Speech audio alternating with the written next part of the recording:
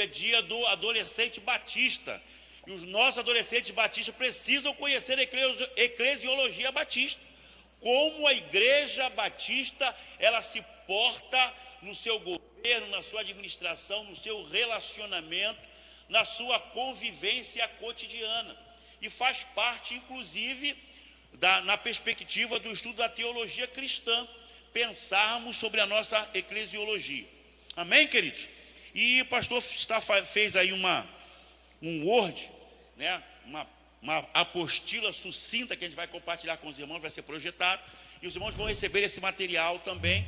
Não fiz os slides porque eu quero comentar com os irmãos todas as linhas e pontos desse resumo que o Senhor Deus nos concedeu para compartilhar com a igreja. Mas para isso eu quero convidá-lo a ler com o pastor Esther capítulo 1, versículo 10 ao versículo 12.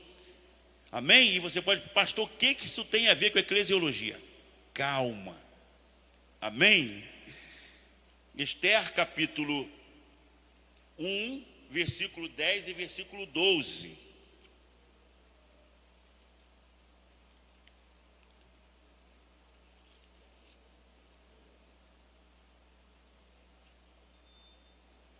Esther capítulo 1, versículo 10 ao versículo 12. Todos nós conhecemos a história de Esther, mas nós queremos fazer uma aplicabilidade, não é, de texto para a nossa eclesiologia, mas também para algum aconselhamento também para a igreja na nossa caminhada, também como famílias, porque pensar em famílias não é só o nosso encontro mensal. E aí eu quero abrir um parênteses: dia 7 de agosto, o nosso encontro de casais da igreja, e nós vamos trabalhar com os irmãos nesse encontro um ponto que é tremendamente crucial, mas tem sido renegado no relacionamento conjugal. Então venha estar com a gente, vai ser uma bênção, como tem sido ao longo do tempo. Mas diz assim Esther capítulo 10, capítulo 1, do versículo 10 ao versículo 12: E no 7º dia, estando o coração do rei alegre de vinho, mandou a Meumã, Bista, Arbona, Bigtá, Abagatá, Sedá e Carcas, e os 7 eunucos que serviam na presença do rei Assuero, que introduzissem na presença do rei a rainha Vasti, com a coroa real, para mostrar aos povos e aos príncipes a sua formosura, porque era formosa à vista. Porém a rainha Vasti recusou vir conforme a palavra do rei, pela mão dos eunucos, pelo que o rei muito se enfureceu e ardeu nele a sua ira. Amém? Vamos orar? Senhor Deus, aplica a tua palavra ao nosso coração, e que a tua igreja, Deus, possa continuar ávida por receber, Pai, de ti as orientações, todos os preceitos, Pai, da tua palavra, e também, Deus, todo o nosso compêndio, Pai, doutrinário, que nos identifica como igreja, como denominação cristã. Ó Pai, que o teu Santo Espírito continue a ministrar em cada coração, que nós oramos a ti, em nome de Jesus. Amém. Amém, queridos irmãos? Repetindo o versículo 12: Porém a rainha Vasti recusou vir conforme a palavra do rei. Meus queridos irmãos, estamos diante de um texto que todos nós conhecemos e sabemos de uma forma completa a sua história, o porquê daquele momento, qual foi a intenção do rei, e agora ele convida a sua rainha para se apresentar diante dele, porque ele queria, não é, mostrar ou apresentar o quanto talvez ela era bonita e formosa, né? O quanto ele se alegrava por tê-la como rainha, mas também como esposa. Mas infelizmente, por conta das suas questões pessoais, a rainha recusou-se a apresentar-se diante do rei, e por conta disso ela perdeu a sua coroa, a sua posição foi deposta. Versículo 19, leia lá com o pastor. Se bem parecer ao rei, saia da sua parte um édito real e escreva-se nas leis dos persas e dos medas, e não se revogue que Vaste não entre mais na presença do rei Assuero, e o rei dê o reino dela à sua companheira, que seja melhor do que ela. Então a rainha, ela foi deposta, ela perdeu a sua posição, ela perdeu o seu papel, ela perdeu aquele lugar de proeminência que ela tinha. E quantas vezes, meus queridos irmãos, no nosso relato, trazendo para a perspectiva da família, até porque a igreja, ela é formada por famílias, e famílias sadias, famílias saradas, famílias reconstruídas, restauradas, provoca também uma igreja abençoada. E quantas vezes nosso relacionamento familiar, relacionamento conjugal, pessoal, nós perdemos ou deixamos perder a nossa posição ou a bênção que Deus nos tem proporcionado na nossa caminhada. Vasti, ela recusou-se a apresentar-se diante do Senhor. E aí eu quero trazer uma palavra para as irmãs que aqui estão esposas, não é? E sejam rainhas do vosso lar. Amém? Repete comigo, minha irmã. Eu sou rainha do meu lar. Amém? Minha irmã, você é rainha na tua casa. Não tem menina, e eu vou dizer menina por conta das variadas idades, né? Meninas na sua casa mais importante que você. Seja rainha no teu lar. Seja bênção na tua casa. Se apresente para a sua família. Se apresente para o seu esposo. Se apresente na sua parentela como companheira. Se apresente como colaboradora, como motivadora, como intercessora na sua casa. Vasti deixou de perceber e deixou de desfrutar da continuidade, da bênção que ela tinha de ser rainha. Quantas mulheres naquela época não queriam ser rainhas? Estamos vivendo, queridos irmãos, um tempo hoje em que as mulheres estão renegando esta bênção de ser esposa, esta bênção de ser mulher. Minha irmã, você é uma bênção, você é projeto de Deus. Se não fosse assim, Deus só teria criado Adão. Não teria criado Eva. Eu costumo dizer que a esposa, ela foi criada, e a mulher foi criada da costela, porque a nossa caixa torácica, né, esses ossos que nós temos, né, formado pelas costelas, pelo externo, ele tem uma função de proteção de órgãos vitais, do coração e do pulmão. Então, minha irmã, seja protetora do coração da tua casa, da tua família. As costelas, essa caixa torácica, ela também tem a função de equilíbrio. Uma pessoa que tem uma costela quebrada, ela anda normalmente desequilibrada. E essa caixa torácica, a costela, ela ajuda no funcionamento da respiração e da inspiração. Minha amada irmã, não renegue a sua função abençoada de ser mulher, de ser bênção, não somente as esposas, mas as jovens da igreja, não é? As irmãs da igreja, na sua mais variada idade. Seja uma mulher abençoada, seja rainha, seja princesa, onde quer que você possa estar. Não importa se o mundo diga, olha, tem algumas inferências esquisitas nos nossos dias, mas você, na proposta, na perspectiva do Senhor, é uma bênção, em nome de Jesus.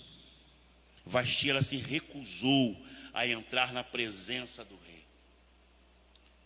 E aquela presença, entrar na presença do rei, traz uma inferência no meu coração de intercessora, de trazer alegria, de trazer mais beleza naquele ambiente, naquele banquete, de provocar no coração do rei felicidade. Mas ela, ao se recusar, perdeu a sua posição. Quantas mulheres hoje estão perdendo, estão entregando de bandeja o seu ministério feminino para tudo quanto é inferência diabólica e mundana desse tempo. Minha irmã, você é uma bênção, em nome de Jesus Cristo. Mas trazendo, queridos irmãos, para a igreja, quantas vezes A igreja que é identificada como noiva de Cristo, como esposa de Jesus Cristo, em alguns momentos, infelizmente, não tem se apresentado ante ao rei. E aí eu conclamo a você a ler a parábola das 10 virgens, lá de Mateus capítulo 25, de 1 a 13, quando há aquele ensino escatológico do Senhor, comparando aquelas que eram prudentes e aquelas que eram nécias. E quantas vezes, meus amados irmãos, infelizmente, a igreja não tem sido prudente, não tem sido sábia, não tem sido equilibrada, mas que em nome de Jesus Cristo, a nossa igreja possa continuar a sua caminhada de forma sábia, prudente na presença do Senhor. E o pastor colocou aqui alguns pontos, não é, para que a gente pudesse perceber algumas questões que podem referenciar uma não apresentação da igreja perante o rei.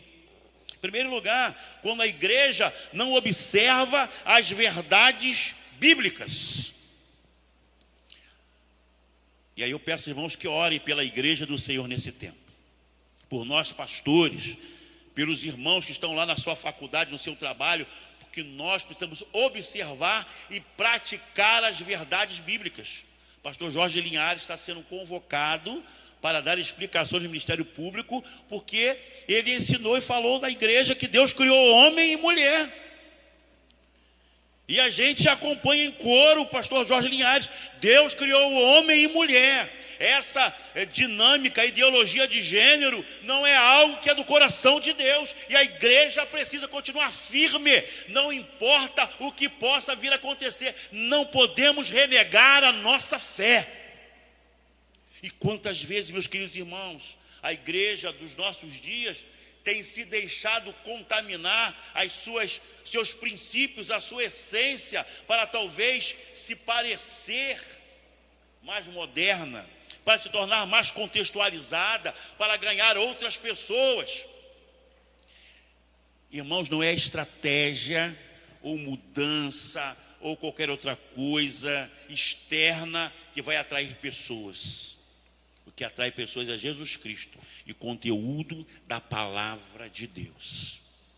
Outra questão que pode trazer talvez uma inferência de um afastamento ou a não apresentação da igreja como deve ante ao rei é quando ela não vela pela comunhão.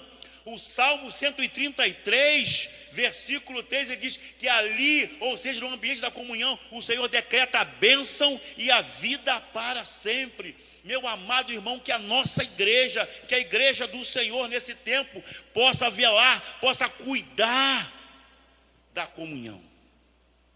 Rapaz, como é bom e como eu sinto falta de abraçar os irmãos. Mas vai chegar lá o tempo, em nome de Jesus. Não é? A gente se abraçar, aquele abraço bom, né? A gente poder fazer as visitas que nós fazíamos constantemente. Está voltando devagarzinho, mas ainda temos algumas restrições para algumas coisas. Mas muito embora não somente essa perspectiva externa, mas a perspectiva interna, e que nós precisamos valorizar da nossa comunhão, estarmos na casa do Senhor e ser produtivos para o irmão, ser bênção na vida do irmão. E quando nós não velamos, quando a igreja não vela, não cuida da sua comunhão, ela também não tem se apresentado ante ao Senhor, ante ao Rei. Quando os seus segmentos não andam em consonância, não andam em harmonia. É um departamento para um lado puxando para uma vertente, uma outra comissão puxando para uma outra vertente, um outro ministério puxando para um outro lado, e não há consonância, não há conjunto, não há homogeneidade. Cada departamento na igreja, cada comissão na igreja, cada ministério na igreja, cada fazer da igreja tem um propósito: glorificar a Deus e anunciar a palavra do Senhor. Meus amados irmãos, que a PIB Jardim Nova Guaratiba seja formada também por segmentos, ministérios, departamentos, comissões, pessoas que vivem nessa consonância de propósito, nessa consonância de objetivos. Aqueles irmãos, e quando também A igreja não se apresenta perante o rei quando ela não valoriza as suas doutrinas. Infelizmente, trouxe nesse tempo contemporâneo que doutrina é algo arcaico, que doutrina é algo ultrapassado, que regramentos, que orientações é algo do passado. Irmãos, se nós não tivermos doutrinas, regramento, vira balbúrdia, vira caos, que é que Satanás quer. Eu não posso chegar na casa do meu irmão Gilmar, ele é meu irmão, meu irmãozão, meu mano mais novo, mas eu não posso chegar na casa dele lá de qualquer jeito. Tem um regramento na casa dele, eu preciso respeitar mesmo sendo meu irmão. E muitas vezes, queridos irmãos, a igreja tem perdido a visão da bênção da sua doutrina. Aí entra aquela questão, mas é religiosidade, muita demais. Querido irmão, religiosidade é o aspecto daquele que é religioso.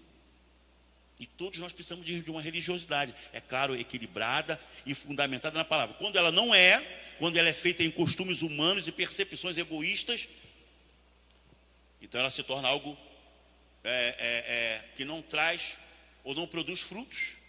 Mas quando essa religiosidade, ela é a prática, ou é o aspecto de quem é religioso, e o religioso é aquele que busca, que pode religá-lo, e quem religa o homem a Deus é Jesus Cristo.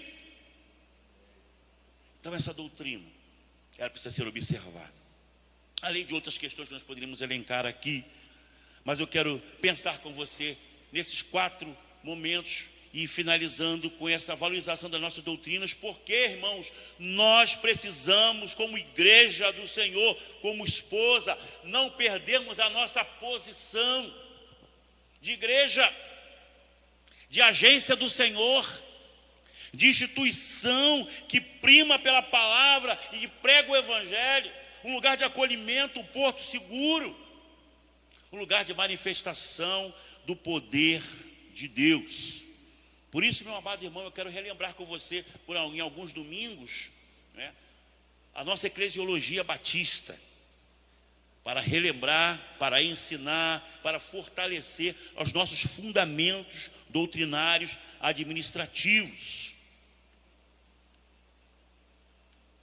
E aí eu quero pensar com você 2 aspectos ou 2 pensamentos que veio ao meu coração. Um veio ao meu coração e o outro eu copiei na internet, de Charles Spurgeon. Se você nunca leu Charles Spurgeon, leia, querido.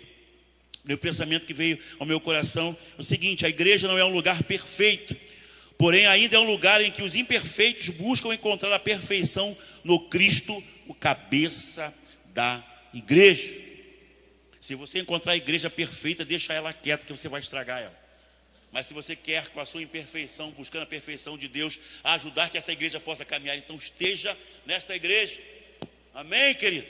Em nome de Jesus Cristo. E o outro pensamento de Charles Spurgeon, ele diz o seguinte: quando os membros de nossas igrejas demonstrarem o fruto da verdadeira piedade, imediatamente encontraremos pessoas perguntando qual a árvore que produz este fruto. Meu amado irmão, que Jardim Nova Guaratiba seja formada por uma igreja, por membros desta igreja, por segmentos, por toda a nossa dinâmica, pela nossa comunhão, que demonstra os frutos do Espírito Santo, para que as pessoas sejam atraídas a conhecer Jesus Cristo, a videira verdadeira, pelo qual estamos ligados. Somos varas, e que essas varas que somos nós possam dar frutos e contagiar outros a darem frutos também. Amém, queridos? Vamos pensar então um pouquinho sobre a eclesiologia.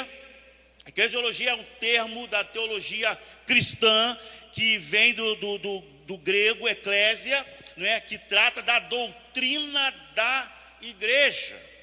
Amém? Como falamos, toda instituição, todo grupo, todo indivíduo precisa ter as suas doutrinas, os seus regramentos.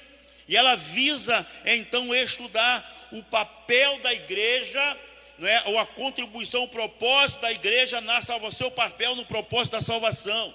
Visa estudar também a sua origem, visa estudar também o seu governo, as suas ordenanças, a sua disciplina, o seu relacionamento com o mundo, porque a igreja está no mundo. E nós temos um relacionamento com este mundo, mas nós precisamos limitar ou nortear esse relacionamento para que nós não sejamos contaminados como igreja. Abrindo parênteses, fiquei muito triste, irmãos, em ver assistir um culto de uma igreja batista grande aqui no nosso Rio de Janeiro, que ao final do culto tocou uma música do Titãs para terminar o culto. Uma música do Titãs para terminar o culto. Irmãos, estamos no mundo, mas não somos do mundo. Temos que influenciar o mundo com o evangelho, não nos deixarmos contaminar com o que está acontecendo nesses dias. A igreja também a eclesiologia estuda o seu papel social. A igreja tem um papel social e comunitário. A igreja precisa se preocupar com a comunidade, estar inserida na comunidade. A comunidade precisa conhecer a igreja. E a igreja precisa manter a sua relevância, a sua importância, a sua credibilidade na comunidade. Os seus enfrentamentos, mudanças e crises. E sua relação com outras denominações. Algumas questões que nós vamos pensar com os irmãos nesse período de estudos básicos sobre eclesiologia. Mas para isso, para que nós possamos estudar a doutrina da igreja, precisamos saber de uma forma basilar ou básica o que é igreja, ou o significado da palavra igreja. Eu creio que todos os irmãos já têm ouvido falar sobre esse significado, que também vem do grego eclésia, que literalmente significa chamados para fora. Meus irmãos, estarmos aqui, somos igreja do Senhor, mas Deus nos chama para fora dos portões da igreja, para também sermos igreja onde quer que possamos estar. Na nossa família, no nosso trabalho, na nossa caminhada, nos nossos relacionamentos, Deus nos chama para fora, são chamados para fora, grupo de pessoas salvas, regeneradas, batizadas. O pastor colocou entre aspas, batizadas. Por quê, irmãos? Porque a pessoa, ao aceitar a Jesus Cristo, salva e regenerada, ela vai passar por um processo de preparação para o batismo. Amém? Ela vai passar por esse processo, mas enquanto ela não passou, mas ela já é salva, ela é regenerada, e ela está convivendo com esse corpo de Cristo, ela já faz parte da igreja. Não é? Eu quero pedir aos irmãos que olhem pela irmã Fabiana, né? Fabiana, faz assim, Fabiana. É a nossa nova aluna da classe de batismo, começou a caminhada com a gente. Em nome de Jesus Cristo. Já estudamos hoje uma parte, porque eu preciso conhecer a Jesus. Né? E a gente vai caminhando em nome de Jesus Cristo. Né? Batizadas, chamadas para saírem do pecado. Quem faz parte de uma igreja, quem se sente convivendo na igreja, ele tem a repulsa pelo pecado. Amém? Ele tem repulsa pelo pecado, ele não quer pecar. É chamados para fora, para sair do pecado, que se reúne para adorar a Deus. Meus irmãos, a finalidade primeira da igreja é adorar ao Senhor.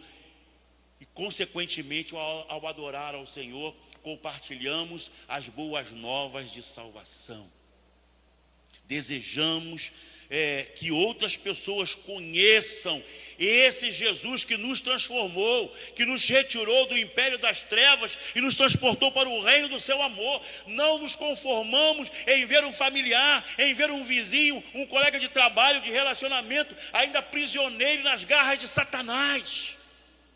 E desejamos que a mesma transformação que recebemos também atinja essas outras pessoas.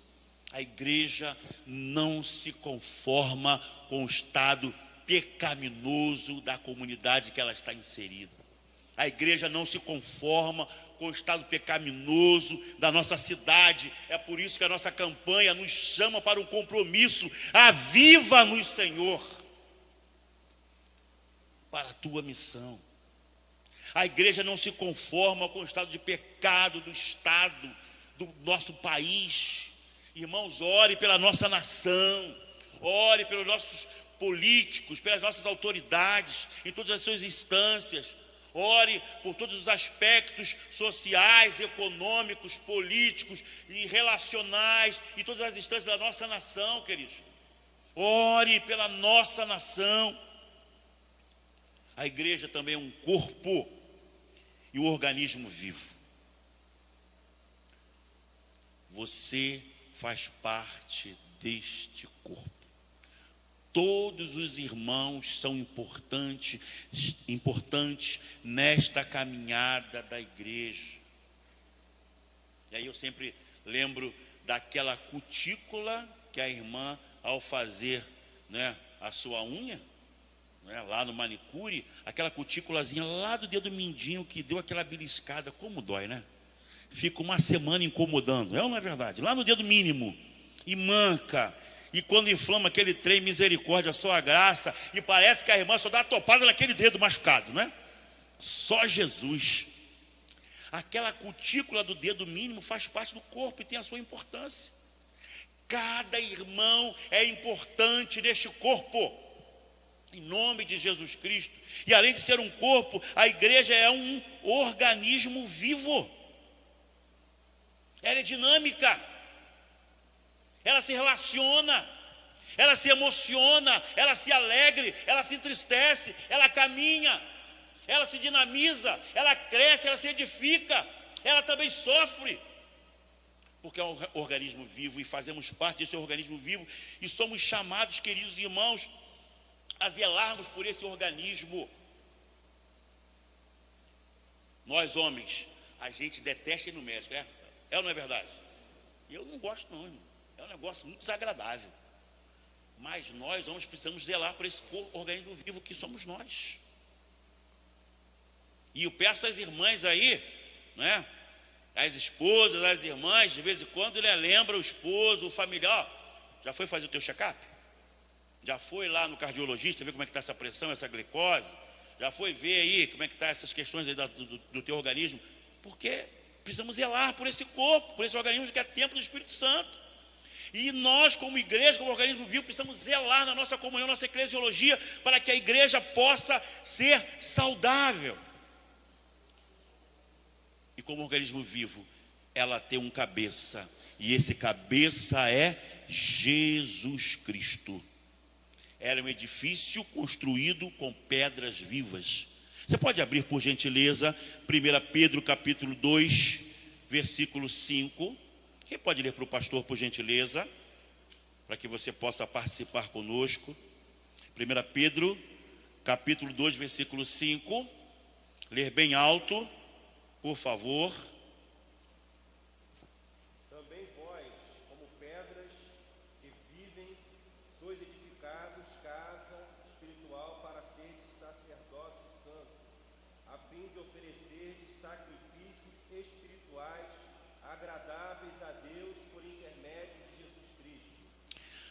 Você é pedra viva, querido, amém? Você não é aquela pedra inerte lá na pedreira, não. Você é pedra viva em Cristo Jesus. Você é pedra viva, querido.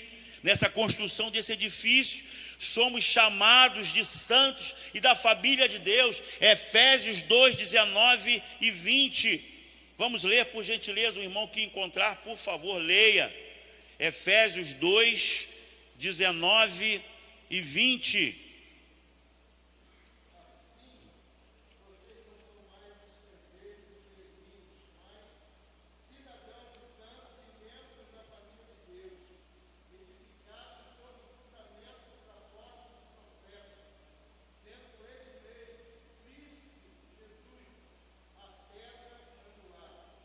Ei, querido, você é santo, você é da família de Deus, você é da igreja do Senhor Jesus, amém?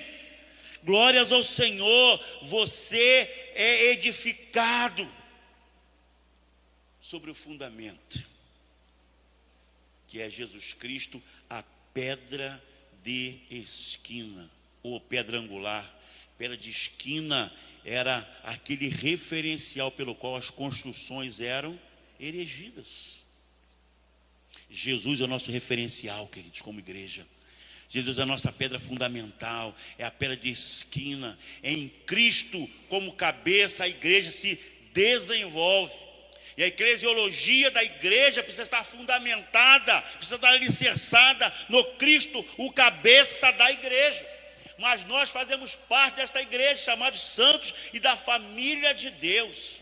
Irmão, quando você pensar, relembrar que você está vindo para a igreja no culto, pense, eu estou indo lá para a minha família de Deus. Que alegria poder ver os meus irmãos, poder compartilhar, poder vivenciar esses momentos tão abençoados como igreja do Senhor. Amém? Você faz parte da família de Deus. E ainda, queridos irmãos, algumas nomenclaturas de igreja que você possa ter ouvido. Em primeiro lugar, a igreja universal. Não é a igreja universal do reino de Deus, não é? Aí a denominação. Mas o que é essa igreja universal? Quando ela se refere a todos os santos, todos os salvos de todos os tempos ao longo da história. Todas as pessoas que aceitaram a Jesus como Salvador ao longo da história. Esta é a igreja universal. Mateus 16, 18, peço que você leia na sua casa, não deixe de ler esses textos. A igreja local, quando se refere à igreja que se reúne na comunidade ou na localidade. A igreja que está aqui, Jardim Nova Guaratiba, a igreja Boa Esperança, a PIB do Monteiro, Jardim Monteiro, PIB de Campo Grande, a primeira do Rio de Janeiro. É a igreja plantada que funciona naquela localidade.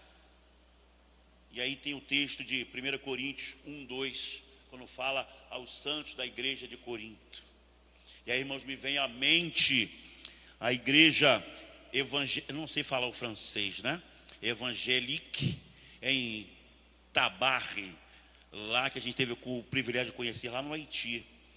Era uma igreja, irmãos, que os queridos se reuniam debaixo de folha de zinco, parede de sapê. E quando a gente chegava lá para trabalhar com os irmãos, quantas vezes eu cheguei naquela igreja e encontrei eles no escuro, porque aqueles irmãos, às vezes, a alimentação era a alimentação que nós levávamos à noite para eles. E eles cantavam sim na cruz sempre me glorio. Irmão, que a igreja local, a Jardim Nova Guaratiba, possa ter a sua alegria no Cristo, na cruz de Jesus Cristo, ter essa certeza que nós não estamos aqui por acaso, que este lugar nasceu no coração de Deus, e que eu e você possamos valorizar, estarmos na igreja local, e sermos bênção neste lugar. Ah, meus amados irmãos, que Jardim Nova Guaratiba seja essa família de Deus plantada nessa localidade, e que a nossa convivência como comunhão possa atrair outras pessoas para estarem conosco, adorando ao Senhor. Também temos a nomenclatura da igreja militante, né? A igreja que milita, a igreja que guerreia, que luta, que labuta no dia a dia, mesmo contra as inferências e ardis do inimigo das nossas almas. Não tenha dúvida, queridos irmãos, quem quer afastar você da igreja, da comunhão dos santos, da família de Deus, é o inimigo das nossas almas. Quem deseja que a igreja perca a sua visão missionária e evangelística, é o inimigo das nossas almas. Quem deseja que haja conflito, guerras e indisposições dentro da igreja, maculando a comunhão, é o inimigo das nossas almas. E a igreja militante, ela está lutando, ela está guerreando todos os dias. Mas ela é vitoriosa em nome de Jesus Cristo. Você faz parte de um exército vitorioso. Aí eu me lembro daquela canção do tempo do nosso diácono Felipe, quando ele tocava violão, né? Um violãozinho, só tinha um violão, né? O nosso general é Cristo, seguimos os seus passos, nenhum inimigo nos resistirá, porque a igreja militante, ela é vencedora, porque o cabeça, o general da mesma é Jesus Cristo, e a igreja vai vencer, ou melhor, já é vencedora. Amém? 2 Coríntios capítulo 2, versículo 3 ao versículo 5. Quero ler com você esse texto, por favor. Vamos terminar, queridos, em 5 minutos. 2 Coríntios capítulo 2, versículo 3 ao versículo 5.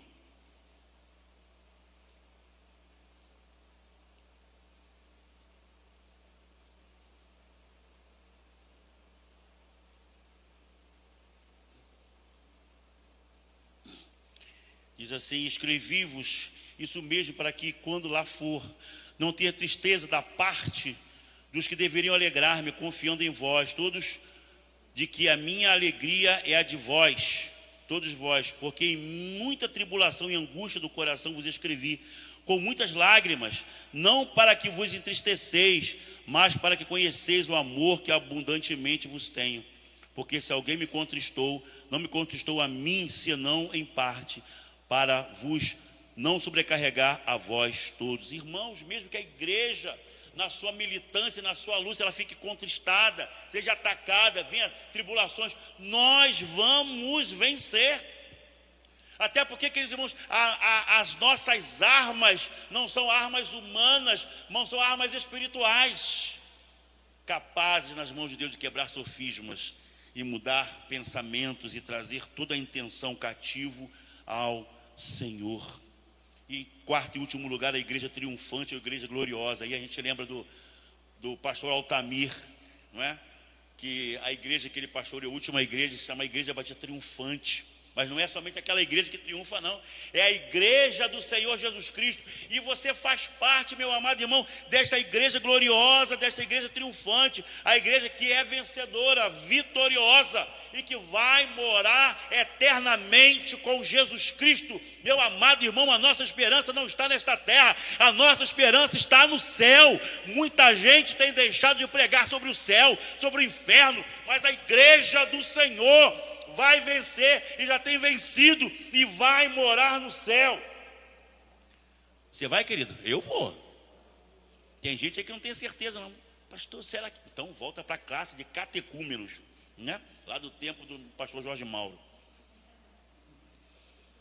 Quem se lembra desse negócio aí? Classe de catecúmenos. Era o nome que chamava da classe de doutrina, dos primeiros rudimentos e ensinos. Irmão, a igreja, você, meu amado irmão, que faz parte da igreja, desse corpo de Cristo, precisa ter a certeza que você vai para o céu.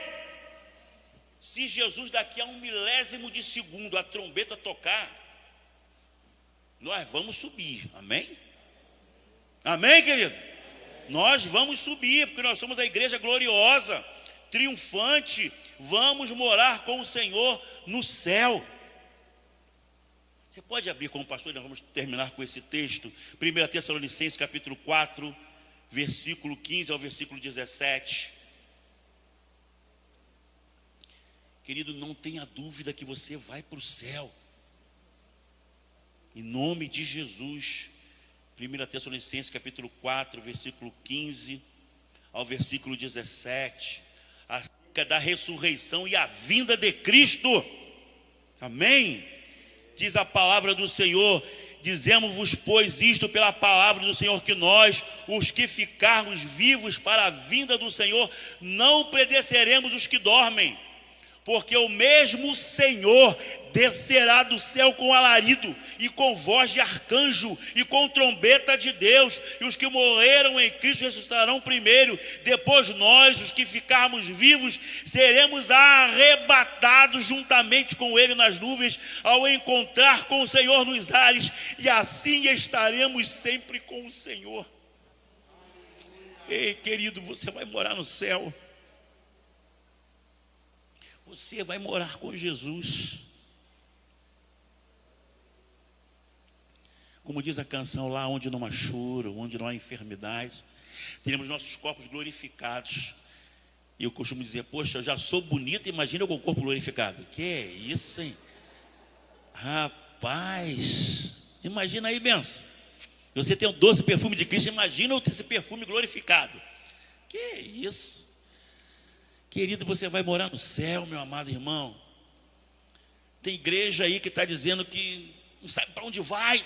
Viu outro dia a igreja dizendo que a nossa missão vai acabar aqui. Que isso, meu irmão? Você vai morar no céu. Jardim Nova Guaratiba vai morar no céu. Você, como igreja do Senhor, fazendo parte desse corpo de Cristo, você vai morar no céu. Se Jesus voltar agora, os mortos ressuscitarão e nós vamos subir com o Senhor. Tu vai ter mais poder que o super-homem. Pensa. O negócio de Deus é tremendo. Meu amado irmão, que nós como igreja do Senhor, no nosso pensamento doutrinário, não tenhamos dúvidas que nós vamos morar no céu. Quero deixar para você ler na sua casa 2 textos, Atos 2:42 e 1 Coríntios 2:12. 2 textos tremendos para nosso fortalecimento como igreja, como pensamento eclesiológico, como doutrina da igreja. Amém? Próximo domingo eu quero pensar um pouquinho com você sobre a eclesiologia da Igreja Batista.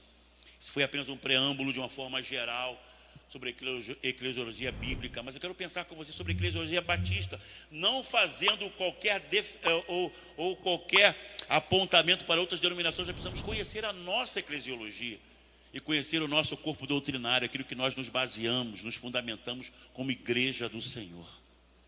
Amém? Eu queria pedir o nosso ministério de louvor, de novo, uma música lá do tempo, lá do nosso irmão Carlinhos, que a gente cantava lá em Lírio dos Vales, irmã Teovina. A canção que diz assim: lá está o meu tesouro, lá onde não há choro, onde todos cantaremos juntos hinos de louvor. Quem já cantou essa canção? Os irmãos já cantaram essa canção. Quem não cantou vai aprender, queridos.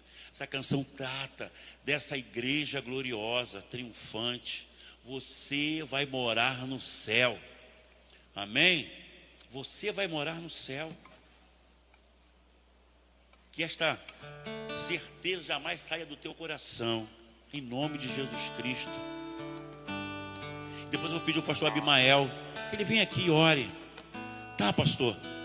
Agradecendo a Deus, porque mediante a tudo isso, todo esse corpo doutrinário eclesiástico aponta para a nossa vida eterna com o Senhor. Amém? Vamos cantar essa canção? Quem sabe, quem não sabe, vai aprender. É uma canção linda, que fala que nós vamos morar num lugar onde não há choro, onde todos cantaremos juntos hinos de louvor.